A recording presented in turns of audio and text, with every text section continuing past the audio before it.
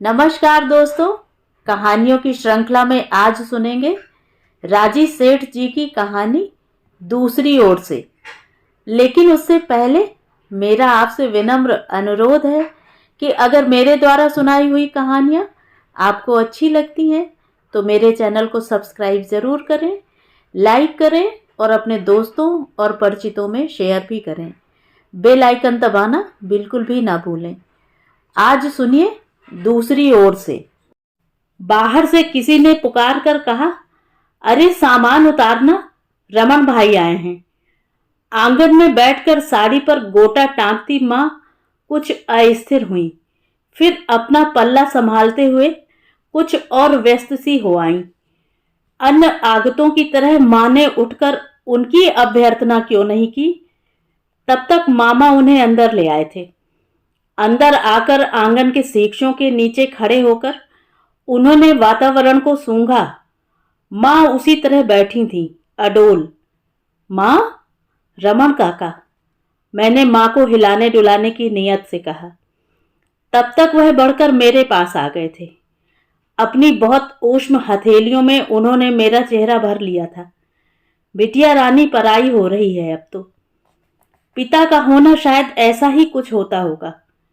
आवाज मेरे मुंह से नहीं निकली, उनके मुख से भी नहीं। मुंह ऊपर करने पर लगा कि वह पहले से कुछ दुबले हो गए हैं। जब उन्हें पहले देखा था तो गालों पर पड़ी नाक के दोनों ओर की लकीरें इतनी गहरी न थीं। उनकी वत्सल आंखों में एक तरल चमकीली परत तैराई थी। आगे क्या करें, शायद न समझ पाने के कारण ही उन्होंने इधर उधर देखा। बधाई हो कल्याणी, अच्छी तो हो, उन्होंने उधर मुड़कर मां को संबोधित करके कहा। मां को जैसे यह सुनकर एकदम खड़े हो जाने का साहस आ गया। वह जहां बैठी थी उसी जगह खड़ी हो गई। जिधर मुंह किए बैठी थी उधर ही मुंह किए। दृष्टि के आग्रह से टेर कर उन्होंने मां को फिर झचकोरा। अब तो कन्यादान का समय आ गया। अच्छा है, यह पुण्य तुम पा जाओ जीते जी। मां ने एक उड़ती नजर से पहले मुझे फिर उन्हें देखा। मैं आ धमकूंगा यह तुमने सोचा नहीं होगा। बुलाया तो नहीं था तुमने, पर मुझे तो आना ही था। मां फिर भी कुछ ना बोली। इस चुप्पी से क्या वह अपने को अपमानित महसूस नहीं कर रहे होंगे, मुझे लगा। आप चाय लेंगे या शरबत? मां बोली भी तो ऐसा दुनियादार वाक्य। वह खूब खिलखिलाकर हंसे, निमिष में कोहरे को काट देने वाली हंसी। शायद मां के बात टाल जाने पर। कुछ भी जो तुम पिला दोगी, पर पहले स्नान करूंगा। एक बहुत गहरी, भीतर बाहर से समेट लेने वाली दृष्टि मुझ पर डालते हुए, किधर जाना है कहकर वह इधर उधर देखने लगे। मां उन्हें इशारा करके आगे चलने लगी, शायद उन्हें ऊपर ठहराने का इरादा हो। मां को नीचे लौटने में थोड़ी देर लगी। उस सारी गहमा गहमी में एक कोने में बैठी मैं ही नहीं थी जो मां के वहां न होने के वक्फे को जांच रही थी। इस बीच हलवाई का लड़का चिरौंजी मांगने आया था। पंडित जी के लिए लस्सी का गिलास चाहिए था। मामा ने पूजा के सामान की लिस्ट मंगाई थी। मैं चुप रही थी। यद्यपि चुप रह जाने से भीतर सब कुछ चुप तो हो नहीं जाता।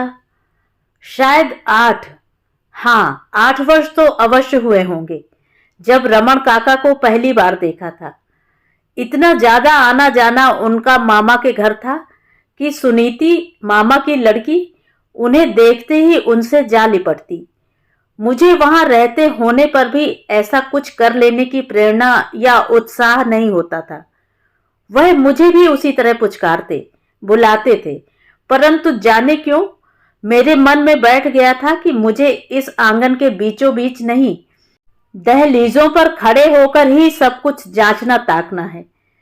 मेरी अंतर्मुखी मां तब मुझसे वही सब शिकायतें किया करती थी जो उन्हें अपने आप से भी थी। क्यों इतनी बुझी हुई उदास रहती हो? इतनी चुप्पी क्यों जरूरी है? यह उदासीनता तुम्हें कहां ले जाएगी?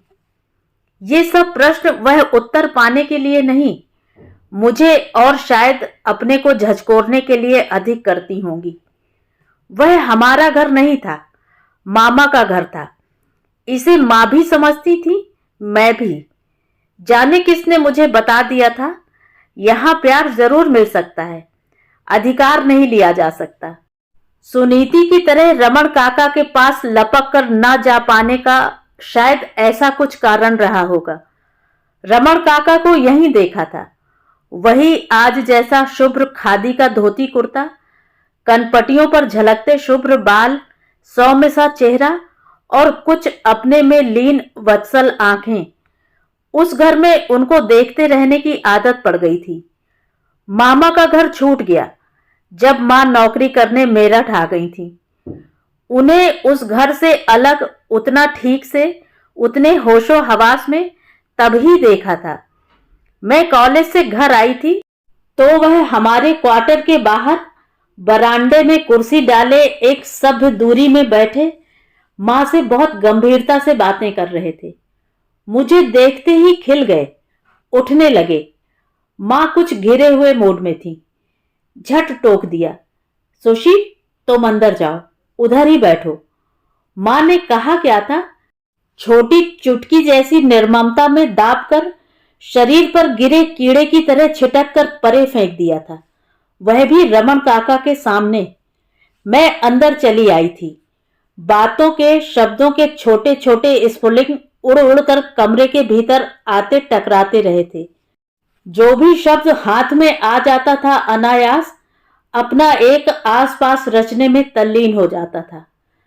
नहीं कह सकती मैं। मां का एक बार बहुत तेज उत्तेजित सा स्वर सुनाई दिया था, फिर चुप्पी। जरा ही देर में मां ने 2 कप चाय के लिए आवाज दी थी। उत्तेजना से तमतमाया हुआ वैसा कोई वाक्य मां के मुंह से निकला होगा, इसका अनुमान उन्हें देखकर लगाना कठिन था। वह बेहद थकी अपनी कुर्सी से सिर टिकाकर बैठी थी। जाते सूरज की उजास ने चेहरे पर चीखती थकान को दीप्त कर उन्हें अनावृत होने से बचा लिया था। रमण काका मुझे देखकर मुस्कुराए थे, ऐसी मुस्कान जिसका बहुत सा हिस्सा कहीं भीतर ही रह गया होता है। पढ़ाई ठीक चल रही है? कम से कम इतना तो अपने होश में थे। मां वैसी ही बैठी रही, श्रांत निढाल। जी, और ठहरे रहने की अपेक्षा उस हवा में मेरे लिए नहीं थी। लौट आने दिया था मुझे उल्टे पांव भीतर।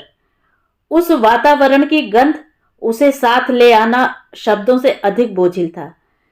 चिंता, व्यग्रता, उत्सुकता बाहर चाय लेकर जाने से पहले मन में नहीं थी कहीं। अब पैर बार बार पर्दे के पास जाने के आग्रह से मचलने लगे थे। बाहर एकदम से सारे प्रसंग चुप हो गए लगे। दीर्घ चुप्पी, कभी कभी बीच में रमण काका का भर्राया गहरा स्वर। जरा ही देर में मां आ गई थी अंदर और खाना बनाने लगी थी। आगत अतिथि रमण काका हमारे ही घर में बैठे थे बाहर अकेले। मां मुझे कहें या खुद वहां रहें, पर मां ने ऐसा कोई संकेत नहीं दिया था। मैं स्वयं अपनी सूझ से ऐसा क्यों नहीं कर सकी थी, मुझे नहीं मालूम। अभी तक याद है मुझे अपनी कहां बैठूं की दुविधा, भीतर या बाहर। जहां कोई नहीं बैठा था वहां भी थी सांसें भारी भारी। उकताकर मैंने मां से कहा था, मैं कर लेती हूं बाकी का खाना, तुम रमण काका अकेले बैठे हैं ना वह बाहर। करेले भरना छोड़कर मां ने मुंह उठाकर मुझे घूरा, जांचा, एक पूरी जांच। फिर बोली, बस इतने ही तलने को रह गए हैं। वह उठी भी, दरवाजे तक गई भी, बाहर झांका भी, पर बाहर नहीं गई। बहुत धीरे धीरे खटपट बचाते हुए पहले उन्होंने टेबल पर बर्तन लगाए, फिर अलमारी में से कुछ टटोलने लगी। अंदर आ जाओ ना, बाहर ठंड नहीं लग रही। उन्होंने दरवाजे के पास खड़े होकर रमण काका को ही संबोधित किया था। स्टोव के शोर के बीच रमण काका का स्वर तो मैंने सुना, उत्तर नहीं।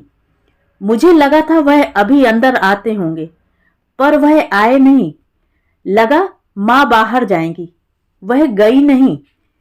जाओ, तुम बुला लाओ, कहना खाना खा लें, माँ ने थोड़ी देर बाद कहा। दिन की तलछट सा सांवला अंधेरा बाहर उतर आया था।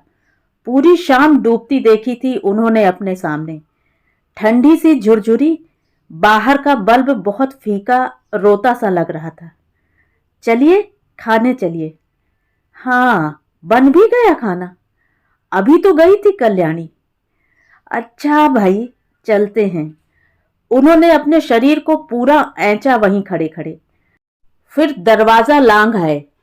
घर तो बहुत अच्छा है, उन्होंने इधर उधर देखते हुए कहा। यानी वह जब से आए होंगे बरामदे में ही बैठे रहे होंगे।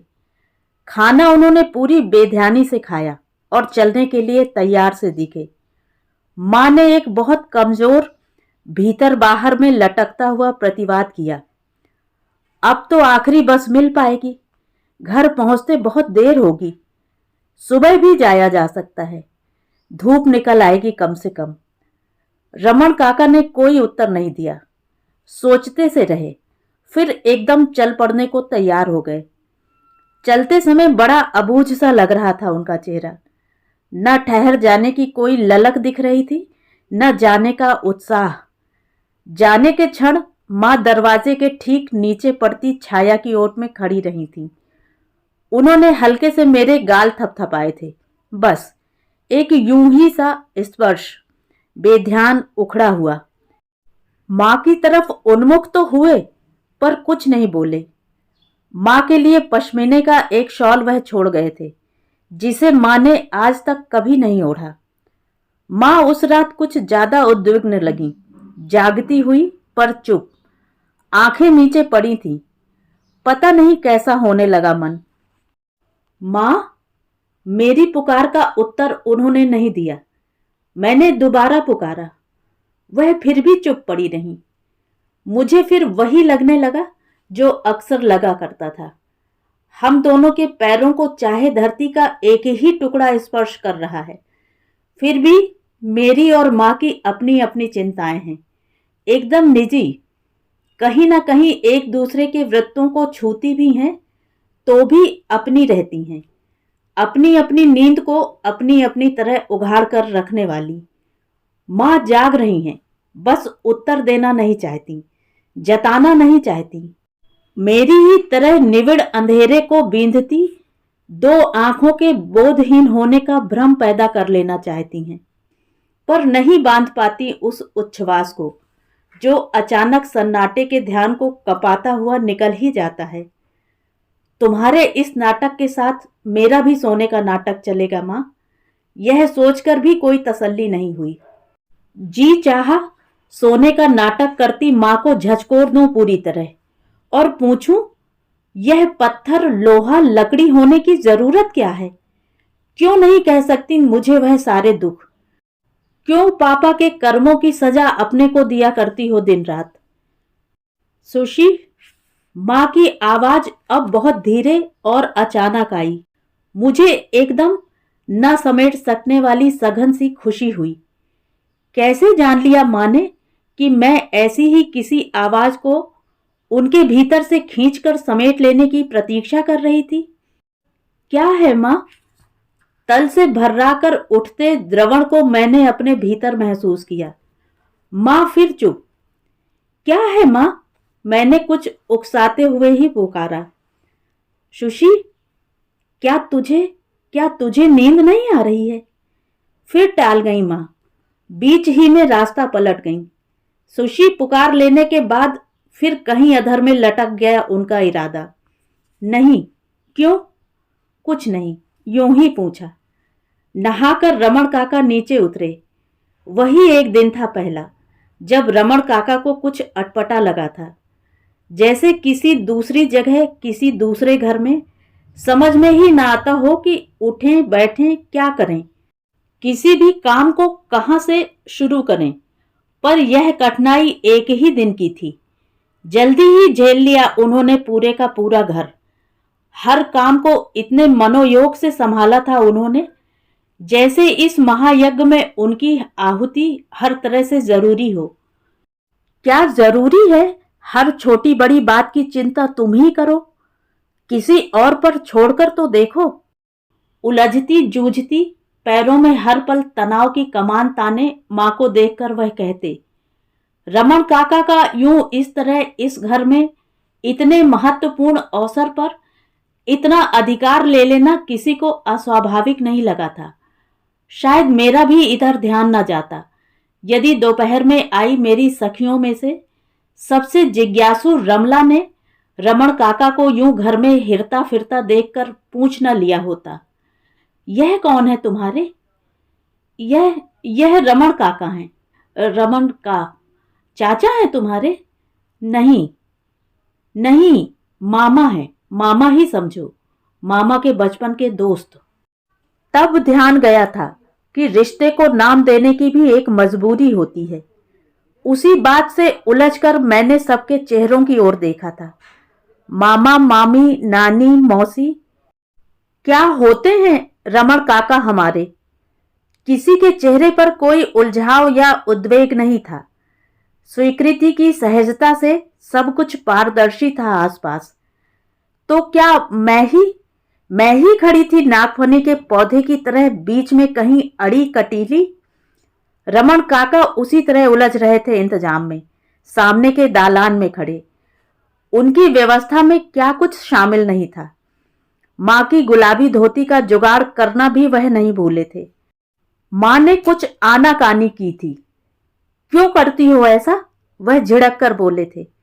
वह जीवित तो है, जहां कहीं भी हो। यह बात अलग है कि उसका जो पुण्य था वह सिर्फ तुम्हारे हाथ लगा। उनकी इन बातों से मां ऐसी हो जाती थी जैसे ठहरे हुए पानी को कोई अनजाना स्पर्श अचानक कंपा गया हो। इस समय मां को ऐसा कातर देख शायद पहली बार लगा था कि मां ने रमन काका के उस आह्वान को स्वीकारा होता तो अच्छा था। क्यों मां ऐसी चुप लगा गई थी उस पुकार, उस आह्वान के प्रत्युत्तर में? हाँ, वह आवाहन ही तो था। नहीं, भूल नहीं हो सकती थी उस बारे में, एकदम नहीं। वह पत्र मां ने जानबूझकर वहां रखा था, रेडियो के कोने के नीचे दबाकर, और खुद बाहर बैठी कलफ देती रही थी उन साड़ियों को जिनकी उस मौसम में जरूरत नहीं पड़ती। क्या कर रही हो मां? क्यों कर रही हो? मैंने कॉलेज से आते ही पूछा था। बस, मां बिना आंख उठाए बोली, कल से समय नहीं मिलेगा, कॉलेज में रैली शुरू हो जाएगी। तो भी इन साड़ियों का करना क्या है जाड़े में?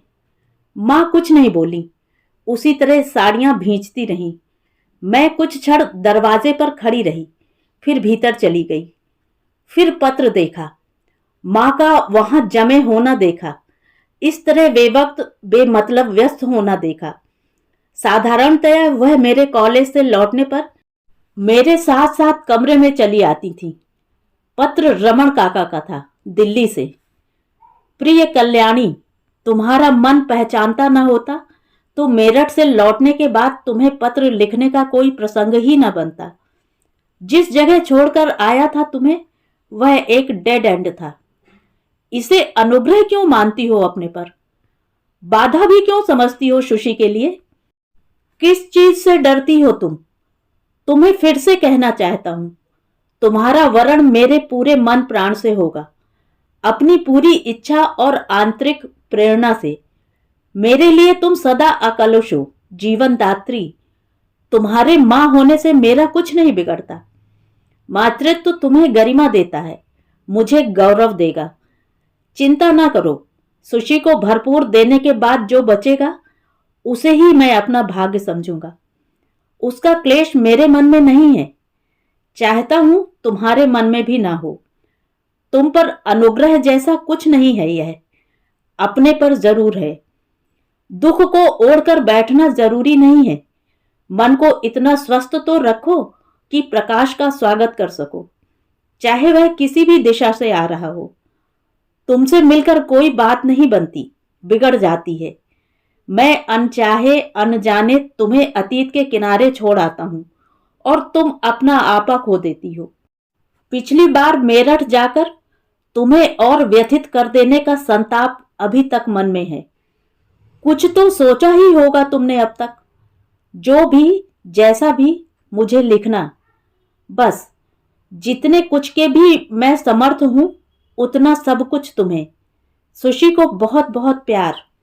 रमन, तुम्हारा ही। रमन रमन रमन। तब मुझे लगा था यह रमन काका नहीं है, ममता से दोनों गालों को हाथ में लेकर पुचकारने वाले। यह रमन है, रमन, केवल रमन। मां को मुखातिब, पुस्तकों की सी भाषा बोलकर मां को फुसला लेने वाले। क्या कहेगी मां? क्या बोलेगी मां? क्या उत्तर देगी मां? लगा था एक बार जैसे तेज चीख चुकने के बाद भीतर ही भीतर सब कुछ जड़ होता जा रहा है। एक दीर्घ निस्तब्धता, एक घुटन भरी चुप्पी। आकाश साफ नहीं रह गया था। मेरे मन में एक ही प्रश्न लावारिस टक्करें मार रहा था। मां क्या उत्तर देंगी? क्या उत्तर देंगी मां? मां का सामना करने में असुविधा होने लगी। मुझे लगा तो था अभी सब कुछ सहज हो जाएगा। खाना खाते समय यह दाल का नमक, यह चावल का छिटकापन, यह चटनी की बेरहम तीखाई, पानी की बर्फीली ठंडक, मौसम, जाड़ा, मेरा कॉलेज, मां का कॉलेज, कितने सारे प्रसंग थे जो खुल सकते थे अनायास। पर इन सब में से कुछ भी नहीं हुआ। खाली खाना चलता रहा, जैसे मुंह में रोटी दाल भर लेने से शब्दों के लिए कोई जगह न बचती हो। मां बार बार साग सब्जी का कटोरा मेरे सामने खिसका देती रहीं, बिना कुछ कहे, रोज के उन ताबड़तोड़ आग्रहों के बिना। खाकर उठने पर मैंने चाहा कि रोज की तरह मां के साथ मैं रसोई से मटवा दूं, परंतु जाने किस आशंका ने मुझे भीतर से टोक सा दिया कि मेरा कमरे में चला जाना अच्छा है, मेरे लिए भी, मां के लिए भी। पौन घंटे बाद मां काम निपटाकर आई थी। वह समझ रही होंगी मैं सो रही थी। मैं 2 पुस्तकों और 4 पत्रिकाओं से व्यर्थ सिर पटक कर लेट गई थी। मां मेरे पास आकर बैठ गई थी, मेरे ही पलंग की पाटी पर। पता नहीं वह मुझे क्या कहने जा रही हैं, पता नहीं वह मुझे क्या कहेंगी। रमन काका कहते हैं कहा करें, मां ऐसा कुछ नहीं करेंगी। पता नहीं वह मेरा विश्वास था या मेरी इच्छा, अपेक्षा। ऐसा कुछ कर लेने से कुछ गलत हो जाएगा, एकदम गलत। ऐसा कुछ होना बहुत अनिवार्य भी तो नहीं लगा था मुझे। नानी, निम्मो आंटी, सरिता मौसी ऐसे ही रहते हैं सब, इसी तरह सहते हैं सब। इन बातों का अलग से कोई रास्ता नहीं होता। मां के मन को प्रकाश की कोई लौ पुकार रही है। उनकी कारा के सीखचे खटखटाए जा रहे हैं और वह मुझे टटोल रही हैं। उस पत्र को मेरे रास्ते में फेंककर मेरी थाह ले रही हैं, यह मुझे नहीं सूझा। मैं तो लेटी थी भौचक, प्रतीक्षा करते हुए कि मां के हाथ में पत्थर का एक ढेला है, वह अभी मुझे दे मारेंगी और लहूलुहान कर देंगी। वह क्यों नहीं सोच पा रही कि संतप्त तो मैं हूं, मैं। वह ऐसा कुछ करने की देहरी पर खड़ी हैं, मुझसे कुछ छीन लेने की, मुझे नकार देने की और रमन काका को स्वीकार कर लेने की। मां के हर क्षण पर कुंडली मारकर बैठी एकाधिकार का सुख भोगती मैं तनाव में तनी प्रतीक्षा कर रही थी। मां कुछ कहेंगी, अभी बोलेंगी, अभी कुछ झंझनाकर टूटेगा और सारी सुख शांति को किरच किरच कर देगा। पर मां वैसी ही अंधेरे में मेरे पलंग की पाटी पर बैठी रहीं, स्तब्ध, अबूझ। अक्सर वह अपनी खाट पर न लेटकर मेरे साथ लेट रहती थी। न वह वहां लेटी, न अपनी खाट पर गईं। जाग रही हो सुशी? बड़ा आशंकित थर्राया हुआ स्वर कुछ क्षणों बाद अंधेरे में गूंजा। नहीं, मां के हाथ में पत्थर नहीं था, उदासी में निचुड़ता हुआ था उनका स्वर। मैं और भी डर गई थी इस तेवर से, कहीं वह सीधा सवाल न पूछ बैठे। मैं मां को कहना नहीं चाहती थी कि मैं चौकन्नी हूं, पर तैयार नहीं हूं। मां जो चाहे करें, मेरी समझ में तो मां को मां ही रहना चाहिए, और कुछ वह रहें या ना रहें। फिर से माँ ने धीरे से पुकारा, सुशी। दबाव के बिना यूं ही सा उनके हाथ का स्पर्श मुझे अपने कंधे पर भी महसूस हुआ था, पर मैं वैसे ही पड़ी रही निस्पंद। जरा ही देर में लगा था माँ ने मुझे जगाने या छेड़ने का इरादा त्याग दिया है। मुझे अच्छी तरह उड़ाकर वह उठी और अपने पलंग पर जा लेटी। इस बार अंधेरे ने उन्हें अपने में नहीं लिया, बल्कि उस अंधे सन्नाटे में उनके उच्छ्वास और करवटों भरी बेचैनी के स्वर दोहरे होकर बजते रहे। ठीक पता नहीं मुझे बीच में झपकी आ गई थी या मैं तंद्रा में यूं ही जागी थी। रात कितनी बीती थी मुझे भी अनुमान नहीं था। मैंने देखा माँ कुछ लिख रही हैं। टेबल लैंप की उस गोलाई भर प्रकाश को भी उन्होंने अपने कपड़ों से ढककर और छोटा कर लिया था। वह लिखती जा रही थी सरपट।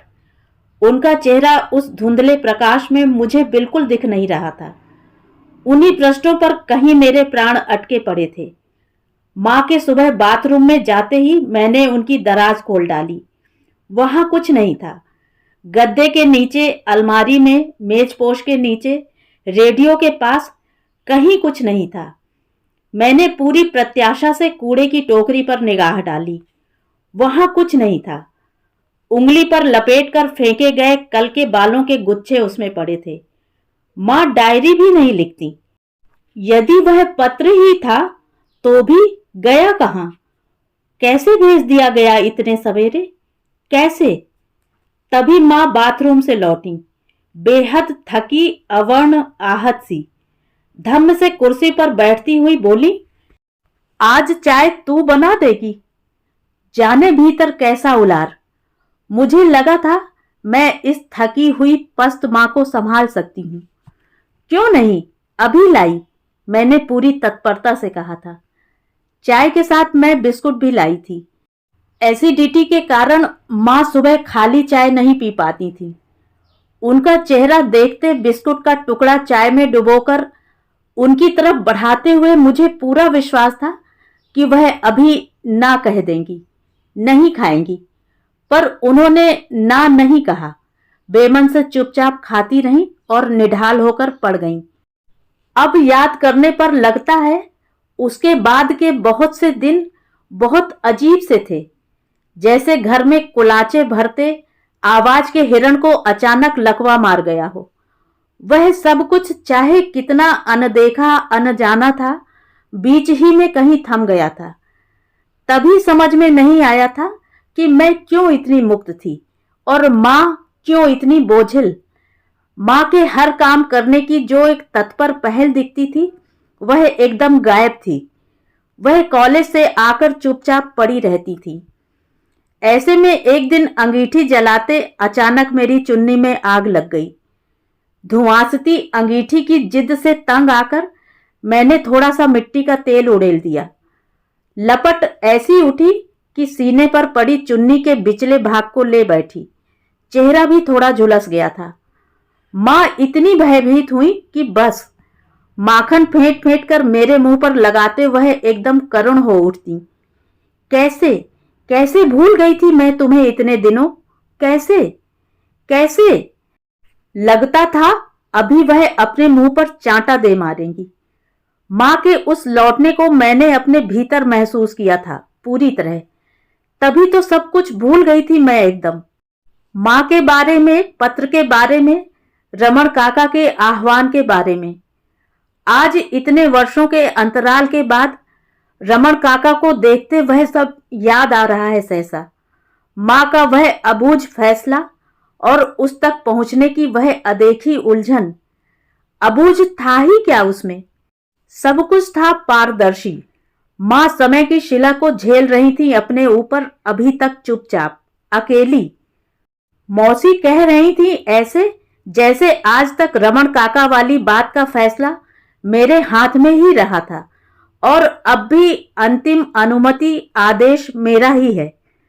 वह जब से आई थी मुझे घेर घार कर हेमंत की बात से मेरा ध्यान हटाकर उंगली पकड़े मुझे वहीं छोड़ आती थी जहां चिलचिलाती धूप थी और माँ खड़ी थी अकेली तपती। रेगिस्तान था, बवंडर घुमड़ रहा था और माँ खड़ी थी बीचों बीच निस्संग गूंगी। कल्याणी का संसार आज तक तेरी पलकों की इच्छा के साथ उठता बैठता रहा है। यह कहकर मौसी ने मुझे एक कटघरे में खड़ा कर दिया था, जहां तीखे सच की चिलचिलाहट में मेरे देह मन का बित्ता बित्ता अपमानित हो उठा था। पानी में पड़े पत्ते की तरह पहले से ही असुआया रहता था मन। माँ उठते बैठते ऐसी छलक छलक जाती कि हेमंत के साथ पलते स्वप्न के कगार गीले होकर सुस्ताने लगते। इधर लगने लगा था कि मैं बचने लगी हूं उनसे, उनकी आंखों से, जो देखने में अक्सर निस्भाव लगती, परंतु अपने खालीपन की दहशत में एक पूरा हाहाकार जगा जाती थी भीतर। मुझे नहीं मालूम था शादी के प्रसंग भर से इस तरह झंझना जाएगा सारा आसपास। एक स्थिति सारे घर बाहर को आंख कान मन सब कुछ दे डालेगी। माँ के प्रति सद्भावना ही शायद हर किसी को कई कई दिन पहले खींच लाई थी यहाँ सहायता के लिए। सबके इकट्ठा होने और शायद रमन काका के अचानक आ जाने से बात तैरकर सतह पर आ गई थी। यूं चाहे किसी पुस्तक में पड़े फूल के ताजे स्मरण सी माँ के मन में पड़ी रहती कहीं दबकर। माँ के और मेरे बीच का एकांत वैसे भी इतने सारे पैरों की रौंदन से टूट गया था। अच्छा ही था वह कुरेदने वाली सुई लहूलुहान होती तो थी, दिखती न थी। अच्छा नहीं भी था माँ का वह हिस्सा जो मेरे लिए बिलखता रहता था, वह मुझ तक ही नहीं पहुंचता था। लगता था बीच में भीड़ का एक दरिया है और अलग अलग तटों की तरह चुपचाप पड़े हैं हम दोनों, अपनी अपनी तरह अकेले। अब तुम क्या कहती हो? मौसी ने फिर कुछ वैसी ही दुश्चिंता से भरकर आज कहा था, तो मैं खींच उठी थी। मैंने पहले भी कब कुछ कहा? कहते कहते मुझे स्वयं लगा था एक अनाम झूठ पल रहा था मेरे भीतर, जो इस समय अचानक नाम पा गया है। यह ठीक है कि मैंने कुछ नहीं कहा था, फिर भी ऐसे चुप रहकर कुछ तो कहा ही था। माँ ने जब रमन काका का पत्र उछाला था मेरे रास्ते में एक प्रश्न की तरह, तो उस प्रश्न को उठाकर टांग दिया था भीतर की किसी खूंटी पर, जहां पड़ा पड़ा वह सूख रहा था, हवा पानी के बिना। मैं कैसे समझाऊं? तब माँ भी नहीं थी कहीं मेरे मन के क्षितिज पर। मैं खुद ही थी उस सारे तनाव के बीच, उस केंद्र में खड़ी अकेली आत्मरत। अपराध मेरा था तो यही कि मैं सोच रही थी नितांत अपने बारे में, किसी ढलान की नोक पर खड़े प्रतीक्षा कर रही थी उस तरफ से आते निर्णय के ढेले की, जो किसी भी क्षण मुझे लहूलुहान कर देने की आशंका को थामे हुए था। मैं बच रही थी, माँ को टाल रही थी, सोने का बहाना करके, क्योंकि मुझे पता नहीं था वैसे किसी फैसले को कैसे सहना होता है। वैसी माँ को, वैसे पापा को, अपने आप को, अपने आसपास को, अपने ही भीतर उठते प्रश्नों को। अपराध मेरा था तो यही कि मैं भूल गई थी माँ को, माँ के स्त्रीपन को, अपने लड़कीपन को, अपने परायेपन को, इस घर में अपने छोटे सीमित समय के अधिकार को। मेरे सामने अपना ही अपना वर्तमान रहा था, माँ का भविष्य नहीं। एक ही धुरी से टूटकर साथ साथ चलते अधिकार ही अधिकार आ गए थे मेरे हिस्से। कर्तव्यों की टोकरी थमा दी गई थी माँ को। कैसी विडंबना थी! निर्मल जल सी सतत प्रवाहमान थी रमण काका की विराट करुणा, और उनके ठीक सामने सिमटती सिकुड़ती अपने ही केंद्र में धंसती रही थी माँ, पोर पोर बेआवाज। आगे पूछने पर बहुत दूर देखते हुए मौसी ने बड़ा उद्विग्न सा उत्तर दिया था, नहीं, अब भी वह सेटल होने का नहीं सोचती। इसी बात पर तो जूझ रही थी रात उससे। कहती है आधी बीत चुकी, अब किसी के लिए कुछ करने की हिम्मत भी नहीं। उसे लगता है पहले कोई कारण तो था, तेरा कोई खाली कोना भर जाता। अपने लिए, अपने लिए, अपने लिए क्यों नहीं मौसी, क्यों नहीं? मैंने मौसी को झचकोर डाला था। तुम एक युग आगे की हो सुशी, तुम उसकी दुविधा नहीं समझोगी। क्यों नहीं समझूंगी? समझ रही हूं, कुछ भी समझ लोगी। यह नहीं समझोगी कि अपने लिए, अपने कारण जीने की चाह को आज तक कभी कोई अर्थ नहीं मिला, ना अपने से ना औरों से। जानना चाहती हो क्यों? क्योंकि हर किसी ने उसी को पूजा है, उसे ही सम्मान दिया है जिसने अपने आप को मार लिया है पूरी तरह, हर इच्छा से अपने को खाली कर लिया है। सोचो जरा, अगर मिटने से, सहने से, शहीद हो जाने से ही मान मिलता हो तो कोई खाक पहल करेगा? दिमाग भी फिर वैसा ही बनता जाएगा, अपना दुश्मन अपने विरुद्ध। पीड़ा और उत्तेजना की गड्ढ-मड्ढ में मौसी का चेहरा एकदम तप गया था। और तमाशा देखो इस दुनिया का, चीजें टूट जाएं, बिगड़ जाएं, खत्म हो जाएं तो हम लपक कर दूसरी और ले आते हैं। और यहाँ एक हाड़ मास का जीता जागता, सोचता समझता इंसान, उसके लिए सारे रास्ते बंद, जैसे इंसान की जिंदगी की कोई कीमत ही नहीं। कभी देर सवेर कोई सही रास्ते पर आ भी गया तो पहले ढूंढेगा कोई आड़, कोई कवच, अपने से परे कोई कारण। जैसे तेरी माँ। उफ, मैं घायल हो रही थी। आप उन्हें समझाती क्यों नहीं? मौसी के चेहरे पर एक तरेर चमकी। जब तुम्हें ही नहीं समझा पाई तो उसे क्या समझा पाऊंगी? जिंदगी डुबो रखी है उसने। दूसरों के लिए करने का यह मतलब तो नहीं कि अपने। कुछ हुआ था मुझे, सब कुछ असह्य होने लगा था। मैं मौसी को वहीं बैठा छोड़कर उठ खड़ी हुई थी और माँ को ढूंढने लगी थी, जानते हुए कि यह कोई मिठाई की डलिया नहीं है जिसे कोई एक हाथ से दूसरे के हाथ में थमाए। हाँ, माँ थी वहां, पर नहीं थी, अपने में थी पूरी तरह बंद। कुर्सी की पीठ पर सिर टिकाए, आंखें बंद किए बैठी थी निढाल। चिलचिलाती धूप में अभी अभी लौट कर आई थी। बैंक गई थी रमन काका के साथ। पानी देना जरा। आंखें खोलकर पास से गुजरते मौसी के लड़के की आस्तीन उन्होंने ऐसी खींची जैसे उसके आगे निकल जाने पर उसके नाम को ध्यान में लाने की एकाग्रता उन्हें बाद में भारी पड़ेगी। उसका लाया हुआ पानी वह पी गई गट-गट, फिर वैसी ही पड़ी रही। माँ, तुम्हारी तबीयत तो ठीक है ना? मेरा हाथ पता नहीं कैसे उनके माथे पर जा पड़ा था। हाँ, उन्होंने वैसे ही पड़े पड़े आंखें खोली। मेरे भीतर कुछ कांप गया, एकदम भावहीन, खाली खोखल आंखें, परे, बेगानी। उस क्षण वह मुझे उस कच्चेपन से भी मुक्त लगी जो मेरे चले जाने के नाम पर उनके भीतर एक पूरे सागर का क्रंदन उछाल देता था। पता नहीं किस बात ने उन्हें उधेड़ दिया था इस तरह टांका टांका, या इतना दे दी गई थी वह रमन काका को कि अपने को तान कर रखने की कोशिश का हर क्षण तोड़ता ही जाता था उन्हें। मुझे यूं अपने को बींधता हुआ देखकर वह उठ खड़ी हुई छिपती सी। आंगन पार करके रसोई से बाहर खड़े होकर उन्होंने पहले मुंह धोया, फिर पीढ़ी लेकर बैठ गईं मेवे की पोटलियां बांधने। एक सागर घुट रहा था मेरे भीतर। पार्टी लेकर मैं उनके पास ही जा बैठी। ऊहू, वह बहुत धीमे से बुदबुदाईं। तुम कमरे में बैठो जाकर, यहां कहां बैठ रही हो?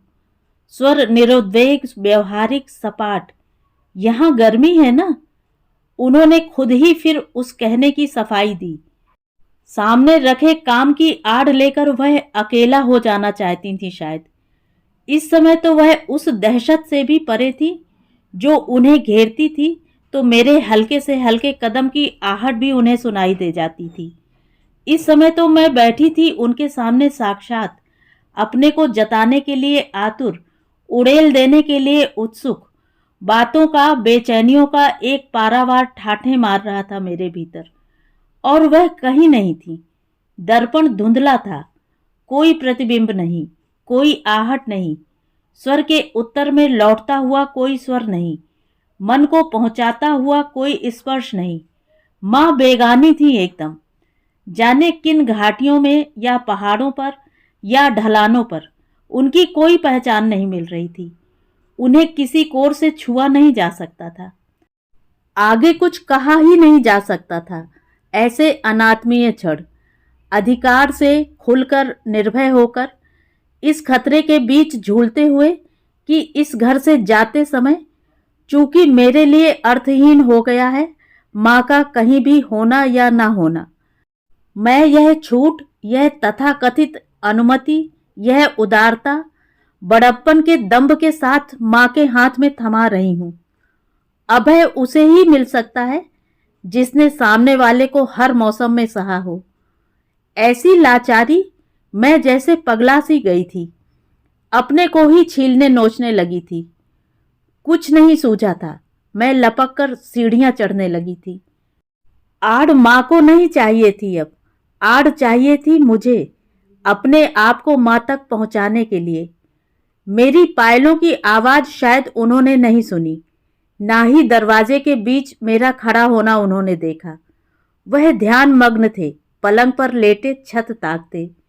रमन काका, वह ऐसे चौंके जैसे उनके हाथ के स्वप्न को किसी ने अदने कांच की तरह जमीन पर दे मारा हो। ओह तुम, आओ आओ बेटा। उनकी आंखें दीप्त हो उठी थीं। वह उठकर बैठ गए थे। आओ, इधर आओ, यहां बैठो। अपनी पांखों के बीच समेट लेने वाला वह सघन सा क्षण मुझे भीतर तक छलका गया था। रमन काका, क्या है बेटा, माँ की चिंता कर रही हो? मेरा चेहरा उन्होंने ऊपर उठा लिया था। स्वर उनका था जैसे पोर पोर नरमाई। जान गए होंगे चिंता के उस बिंदु पर हुए बिना मैं वहां हो ही नहीं सकती थी। नहीं, मैं चिंता क्या करूंगी? माँ की चिंता तो वही कर सकता है जिसने हर हाल में उनकी चिंता की हो। और आप जानते हैं कि मैं वह नहीं हूं। वह आश्चर्य से मेरा मुंह देखने लगे। देखते रहे। मैं सकपका गई। कुछ और रास्ता नहीं दिखा तो हथेलियों से अपना मुंह ढक लिया।